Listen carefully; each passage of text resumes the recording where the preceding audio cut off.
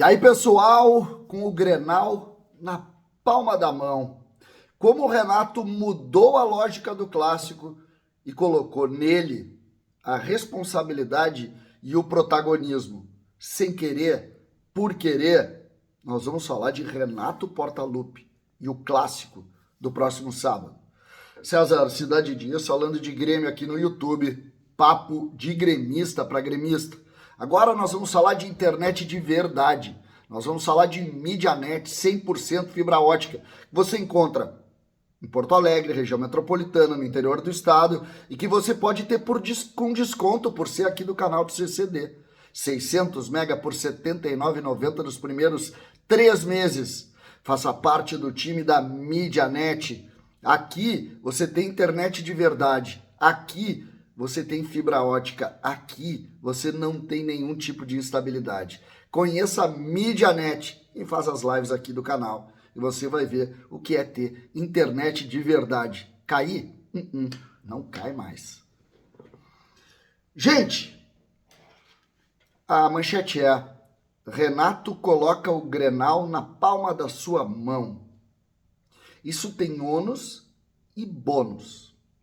O clássico Grenal, até ontem, era de Roger Machado. O fato dele ter trabalhado no Grêmio, de ter goleado o Internacional, em uma das vitórias do Grêmio mais marcantes da história. O fato dele ter vinculações afetivas com o Grêmio e agora treinar o Internacional no primeiro clássico, dava para Roger Machado este protagonismo. Mas Renato, com uma atitude, que na minha opinião foi completamente sem querer, foi apenas em cima daquela que a gente discutiu ontem, aquela relação que ele tem, que eu condeno muito, de tratar de forma menor algumas coisas aqui no Rio Grande do Sul. Ele colocou o Grenal no colo dele, ou na palma da sua mão. Eu estava lendo uma matéria do Vaguinha, em GZH, e ele fazia essa leitura, essa reflexão. E ele está certíssimo. Certíssimo. Pensem vocês como será a repercussão pós-Grenal. Aonde estarão os focos ou os holofotes? Se perder, de Renato. Se ganhar, de Renato.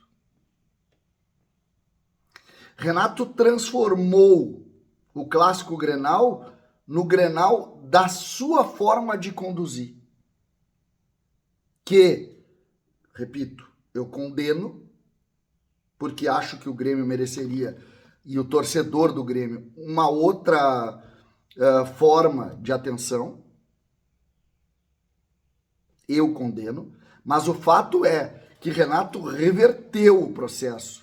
Todo o ambiente vinculado ao Inter e às suas construções passa a ser vinculado ao Grêmio e a maneira como isso será conduzido.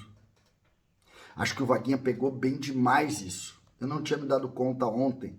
Mas quando comecei a notar as repercussões em cima do fato que foi estar no Rio de Janeiro, postar, ontem se vinculou no Instagram tomando chopp às 7 da noite. Estar fazendo isso neste momento, tratou, primeiro, tirou dos jogadores qualquer peso. Todo o peso foi para cima dele. Todo o peso. Todo o peso do Grenal está nas costas de Renato.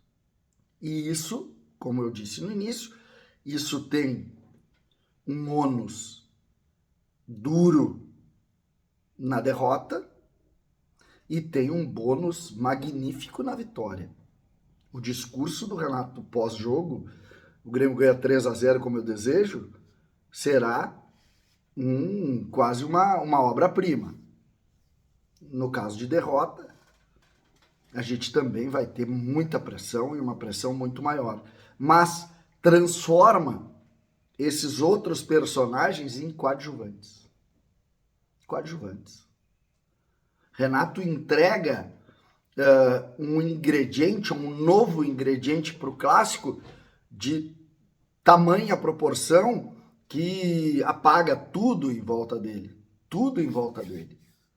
O Grêmio, que volta a treinar hoje à tarde, eu estou gravando esse vídeo na manhã de terça-feira, volta a treinar hoje à tarde, já terá Renato Gaúcho, ou Renato Portaluppi. Já terá o treinador do Grêmio. Com a presença dele, o Grêmio tem terça, depois o Grêmio volta a trabalhar de manhã, o Grêmio ontem trabalhou à tarde, hoje trabalha à tarde, o Grêmio volta a trabalhar de manhã, que também é uma curiosidade, né? Terça-feira, segunda tarde, terça tarde, depois quarta de manhã, quinta de manhã, sexta de manhã e sábado. Ele vai ter o treino de hoje, o treino de quarta, o treino de quinta e o rachão de sexta. Treinos, 3. E aquela história que o Grêmio ontem passou para algumas... o Renato era treino físico, a gente sabe que ele não costuma vir e tal. O Grêmio publicou no seu site as rotinas de treinamento. Era qualquer coisa menos treino físico.